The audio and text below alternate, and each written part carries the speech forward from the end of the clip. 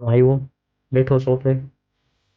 ગણપતિનું વિસર્જન થઈ ગયું હતું. હું નહોતો આવી શક્યો કેમ કે મારા શેઠે મને રજા ન આપી. ખાલી 1 કલાક વહેલું પડત, 1 કલાક એને રજા ન આપી. ત્યારે મેં મમ્મીની સામું જોયું ને એને મારી સામું જોયું. મેં પાછું એની સામું જોયું એને પાછું મારી સામું જોયું. મમ્મી વિચારે ઈ કે આ સવારે 9 વાગે વયા જવા વાળો માણસ, રાતે 9, 10, 11 વાગે આવવા વાળો માણસ આજે આટલો વહેલો આવીને કેમ બેઠો છે? આખું કંઈક થયું છે. મનમાં તો મારું મમ્મી એમ જ હતું એ તો પાક. પછી મમ્મી હળવે એકદમ કીધું કોઈ કાંઈ કીધું બેટા? બીમાર છો? તાવ આવ્યો છે? કંઈ નથી થયું તો પછી કેમ વહેલો આવી ગયો? તું તો ગણપતિના વિસર્જનમાં નહોતો આવ્યો તો અત્યારે આવીને કાં બેઠો તું?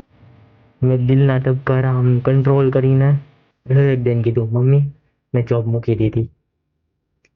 અને મમ્મીનું રિએક્શન હતું હા બેટા મૂકી દીધી, બહુ સારું કર્યું, બહુ જ સારું કર્યું. આપણે તમતારે એવી જોબ નથી કરવી.